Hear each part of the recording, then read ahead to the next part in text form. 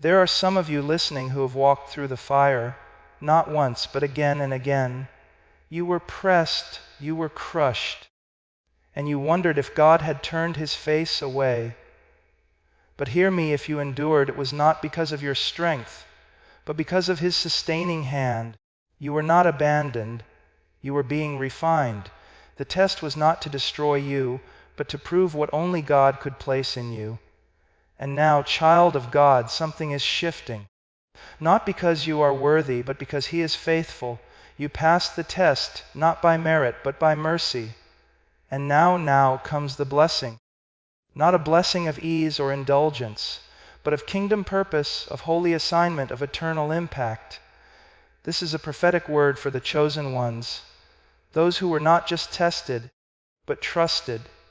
You need to understand something foundational before anything else is said. The fact that you made it through the trial, the storm, the wilderness, it was never because you were strong enough, wise enough, or faithful enough. It was because he is. It was his grace, his hand, his keeping. And this must break the pride in you before it breaks forth as praise. If you have come through the fire and are still standing, it is not a testimony to your resolve. It is a testimony to the sustaining power of God. You didn't endure because you're special. You endured because you're chosen. And there's a difference.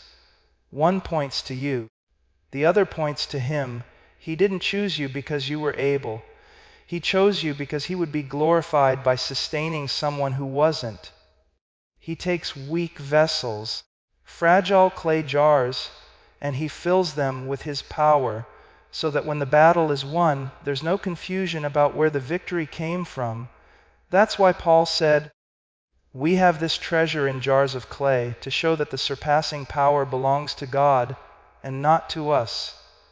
You were tested not to prove your strength, but to expose your weakness so that his strength would be undeniable. Some of you almost gave up. You didn't even pray with faith some days. You stumbled. You doubted. You cried, "Lord, where are you?" And still you're here.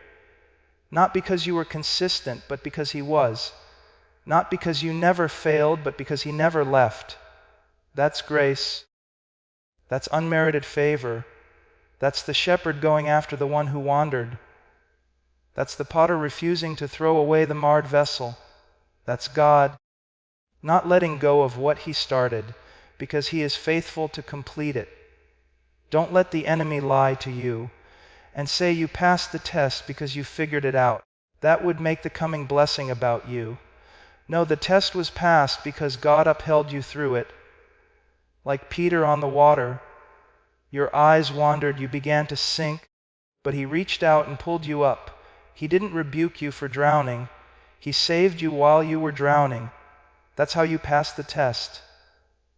Not with power, but with dependency. Not with pride, but with surrender.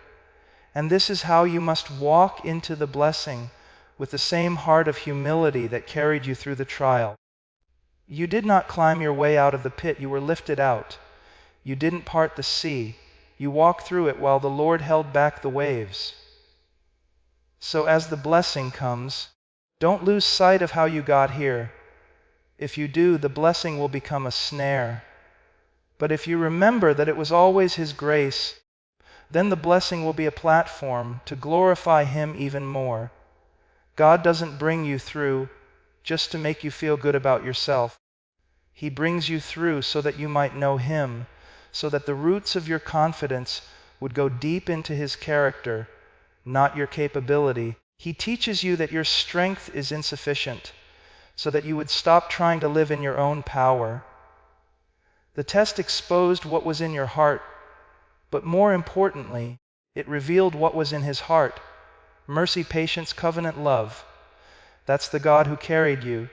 So yes, the test is over, but don't celebrate your endurance. Celebrate his faithfulness. Don't boast in your survival. Worship him for his keeping grace. Because the truth is, if he had not held you, you wouldn't be here. And that truth, when it is deep in your soul, will prepare you for whatever comes next.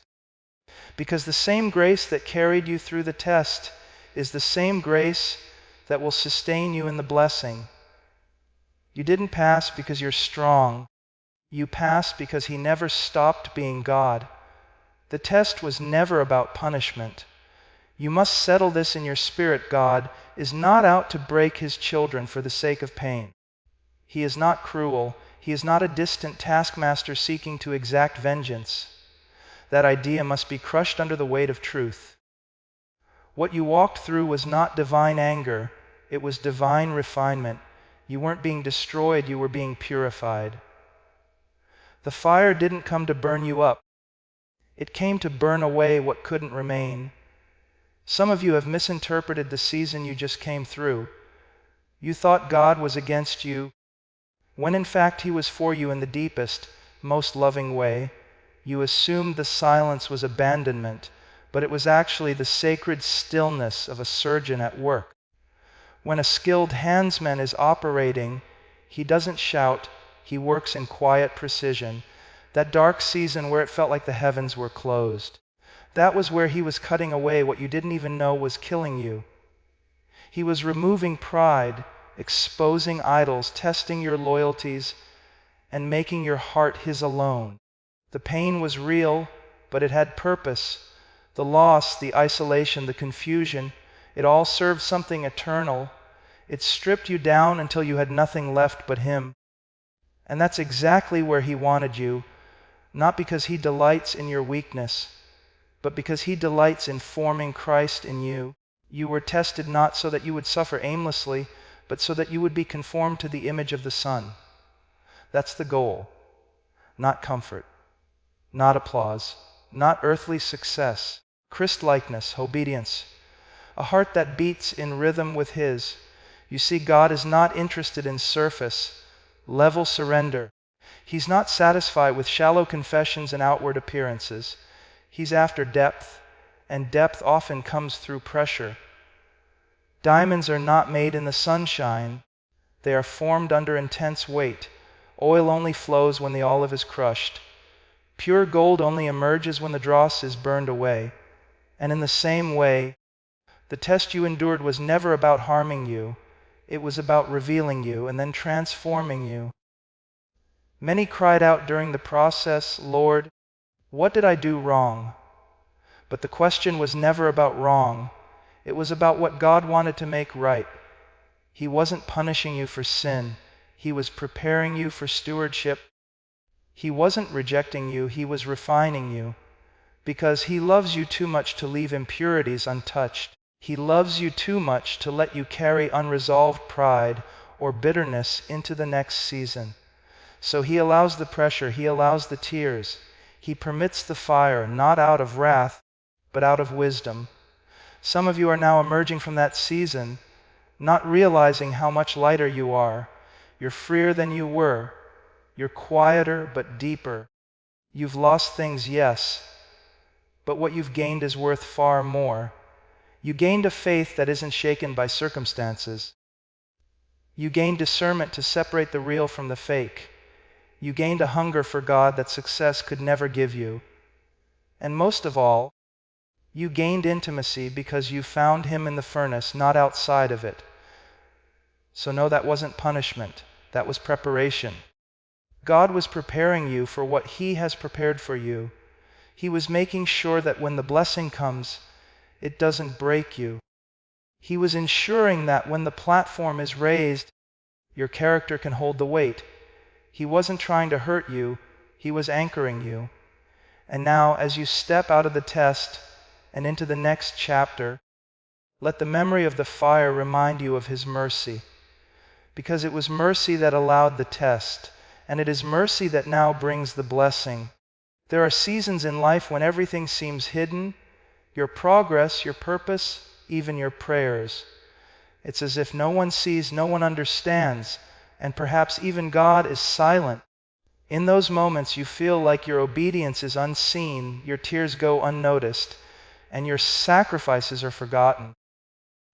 But let me tell you something anchored in the Word and proven in the walk. God hides what He's building until it's ready to be revealed. And what He hid in the furnace of your affliction, He is now preparing to bring into the light. The time of testing wasn't fruitless. It wasn't wasted. It wasn't just suffering for the sake of suffering. It was a season of forging, of transformation in the hidden place. God does his most profound work in obscurity.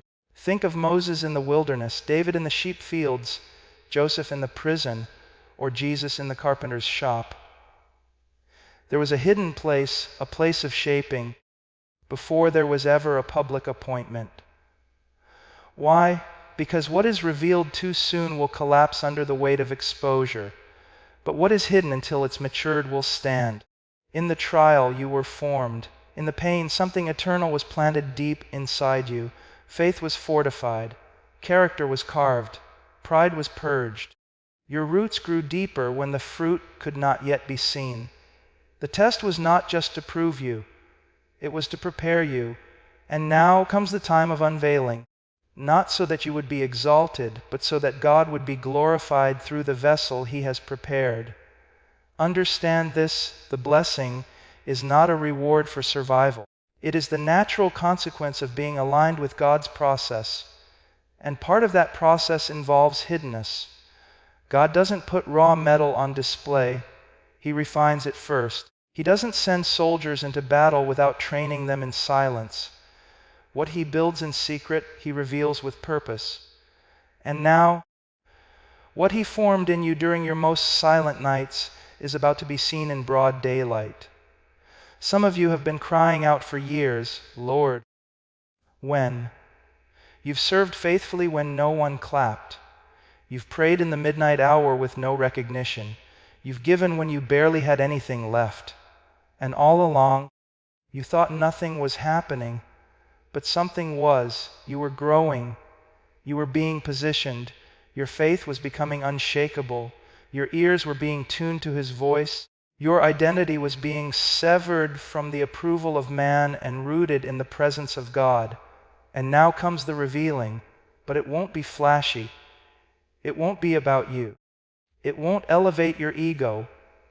Instead, it will magnify his name. Because when people look at your life and see the fruit, they won't say, "How did you do it?" They'll say, "Only God could have done that." They won't admire your skill. They'll recognize his grace. That's why he hid you. That's why he kept you behind the scenes. So that when he lifts the curtain, there will be no question about who deserves the glory. The things that were forged in your tears, in your private prayers, in your unseen obedience, those are the things he is about to use. The humility you gained in your hiddenness will protect you in your promotion. The sensitivity to his Spirit you learned in the silence will guide you in your next steps. The spiritual authority developed in the fire will now begin to manifest with power and clarity. This is not the end of the story. It's the revealing of what was always part of the story. And when people ask where it came from, you'll point back, not to your strength, not to your talent, not to your strategy, but to the furnace, to the place where God was nearest, even when he felt farthest. What was hidden in the furnace is now being revealed in the light, for his glory and for the advancing of his kingdom. There's something you must understand about the nature of divine testing. It isn't random. It's not a punishment handed down to you like a sentence in a courtroom. It's a trust, yes, a trust. When God tests his children, he is not merely seeing what you'll do, he is revealing what he already knows he placed within you. The test is not about proving something to God, it's about God proving something through you. That test was an assignment. That hardship was an entrustment. The very fact that you went through it is a sign of heaven's confidence in your calling. God does not test the ones he has discarded. He tests the ones he intends to use. Do you hear that? He does not invest the fire into those he has rejected. He invests it into those he has chosen. Because he knows something you didn't know when the trial began. He knows what he planted in your soul. He knows the outcome of what he began in you. And when the storm came, he was not watching as a bystander. He was standing beside you as a refiner, as a father who entrusted you with something weighty, the privilege of suffering and remaining faithful. You were not just tested, you were trusted. Trusted with the weight of pain, with the silence of God, with the stripping away of comfort. Trusted with moments where all you had was your yes, and even that felt weak, and yet God knew. He knew that even though your voice trembled, your yes would remain. He knew that your faith, though small, was anchored in something eternal. He knew that your obedience, even in the valley, would shine brighter than 1,000 sermons from the mountaintop. So he trusted you to carry it. The trials you endured weren't a detour, they were a divine stage. They were a sacred proving ground where heaven displayed the glory of God in fragile human vessels. When the world looked on and saw weakness, God looked down and saw worship. When the enemy mocked you for falling, God rejoiced in your rising, because your endurance was not flashy, but it was faithful. And in a generation that chases comfort, your perseverance became a prophetic act, a declaration that God is worth following even when the blessings are delayed, even when the prayers feel unanswered, even when nothing makes sense. And now comes the shift, the season where the trust becomes the testimony. The fire you walked through becomes the light that leads others out of their own darkness. You didn't realize it, but your life became a message. Your journey became a sermon, not with words but with wounds, not with applause but with scars. And God, who saw every tear, every sleepless night, every whispered prayer in the silence, is about to reveal what He was doing all along. You see, He trusted you with the trial so He could trust you with the testimony. He trusted you with the pain so He could trust you with the power. But make no mistake, it's still not about you. It's about Christ in you. It's about a world that's dying for something real, something holy, something eternal. And God is going to use the ones who didn't quit, the ones who held on to Him in the dark, to lead the way. Because they know what it is to be broken and still believe.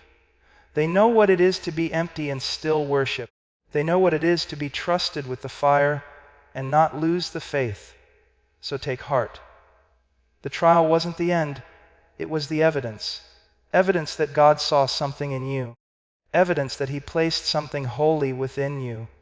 And now what He trusted you to carry in pain, He will trust you to release in power, for His glory and for the advancement of His kingdom.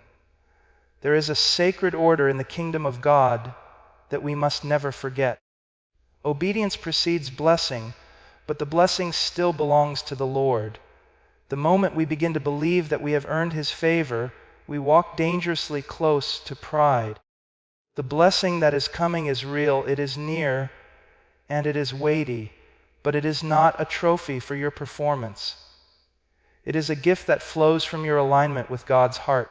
Obedience positions you to receive, but it never makes you the source. You see, when you said yes in the trial, when you chose holiness over compromise, prayer over passivity, surrender over self-will, something shifted in the spiritual realm. You didn't see it with your eyes, but heaven recorded every act of obedience, every moment you denied yourself for the sake of Christ. But now, as the blessing begins to unfold, you must not lose your posture. You must remember who brought you through, who held you together, and who owns every good thing you are about to receive. There's a deception that creeps into the hearts of many when the reward begins to manifest. It whispers, "You earned this. You deserve this. Look what you've built." But the moment you believe that, you rob God of the glory and set yourself up for a fall. Let me tell you plainly, the blessing is not about you. It's about the character of the God who blesses. He blesses because He is good. He blesses because He made a covenant. He blesses because He is using your life to display His grace, His power, and His faithfulness to a watching world. Obedience, then, is not a transaction. It's a relationship. It's not about checking boxes to unlock rewards. It's about saying, "Yes, to God because you trust Him, because you love Him, and because you know He is worthy of your full surrender.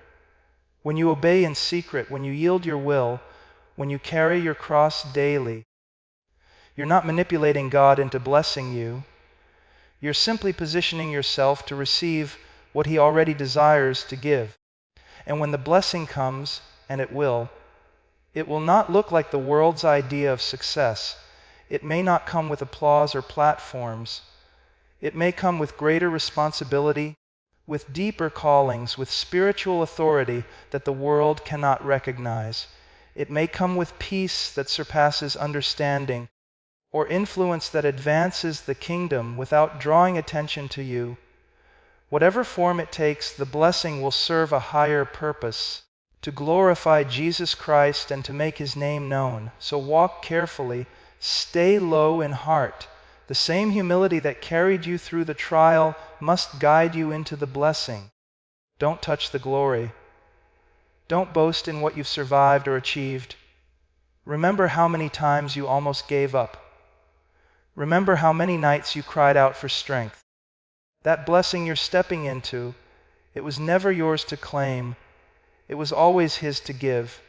Let your posture be one of gratitude, not entitlement. God is about to bless many of His people in unusual ways, financially, spiritually, relationally, and in influence. But He is watching for those whose hearts remain pure, whose hands stay clean, and whose eyes remain fixed on Him. He is not looking for performers. He is looking for stewards. He is not interested in lifting up men. He is interested in magnifying His Son. So when the blessing comes, let your life become an altar. Let every opportunity become a sacrifice of praise. And never forget the obedience was yours, but the blessing is His. You were faithful in the fire, and now He is faithful to fulfill His promise. But even now, the highest reward is not the blessing, it's the blesser. The greatest gift is not what He gives, but who He is. And He is enough. Now that the testing has passed and the blessing begins to unfold, it's important you don't fall into the trap that catches so many, thinking the battle is over. No, the testing was not the end, it was the beginning. You are stepping into a new level, a new season, a new territory, and with it comes a new kind of warfare. The blessing you are about to walk into is not a place of spiritual vacation. It is a place of assignment, responsibility, and holy pressure. The shift isn't into ease, it's into purpose. You weren't just tested to be comforted, you were tested to be entrusted. God doesn't bless without intention. Every gift, every open door, every elevation in the Spirit comes with a weight. It's not a weight meant to crush you, but a weight meant to mature you, to stretch you, to deepen you. The blessing is not a crown you place on your own head. It's a mantle you carry on your back. And mantles come with battles. You've been approved for greater authority, but that means you'll be called to greater accountability. You've been positioned for more influence, which means you'll need even more intimacy with God to carry it rightly. This is not the time to relax in the comfort of breakthrough. This is the time to sharpen your discernment, increase your time in prayer, and guard your heart from pride and complacency. The same enemy that tested you in the wilderness will attempt to tempt you in the blessing. He knows he couldn't take you out in the storm, so now he'll try to deceive you in the sunshine. Don't let the open doors make you forget who opened them. Don't let the favor blind you to your need for the Father. Don't let promotion seduce you into passivity. When God elevates you, He doesn't change your foundation. He digs it deeper. You'll find yourself hungrier for His voice than ever before. You'll realize how desperately you still need His strength. You may have passed the test, but now comes the stewardship. What you do with the blessing will reveal whether you truly understood the purpose of the trial. If you think the breakthrough was about personal comfort, you've missed it. It was always about kingdom impact. The platform you're walking into, whatever form it takes, whether it's spiritual authority, leadership, influence, resources, or revelation, is not about making your name great. It's about lifting high the name of Jesus. You are a vessel. The oil was poured on you not to make you shine, but to anoint you for service. And the weight of that oil will require constant surrender, continual dependence, and unwavering faithfulness. Do not despise the weight. Welcome it. It is the sign that God sees you as usable. It is the mark that heaven trusts you with more. But also recognize that the weight can crush you if you try to carry it in your own strength. This is why secret place intimacy must remain your priority. Your assignment must always flow from your abiding. You must drink deeply from His presence before you ever try to pour out into others. And yes, the blessing will touch others. That's the point. The abundance wasn't given so you could store it up for yourself. It was given so you could become a channel of God's provision, His wisdom, His love. You are blessed to be a blessing. The comfort you now enjoy is meant to comfort others. The lessons you learned in the fire are now tools to help free others. What once seemed like suffering is now a seed of purpose, bearing fruit that feeds the hungry souls around you. So walk carefully, walk humbly, and walk boldly. You have been proven. You have been prepared. And now you are being positioned not for ease, but for impact, not for self-glory, but for the glory of God. The test was necessary, the blessing is sacred, and the assignment that lies ahead is eternal.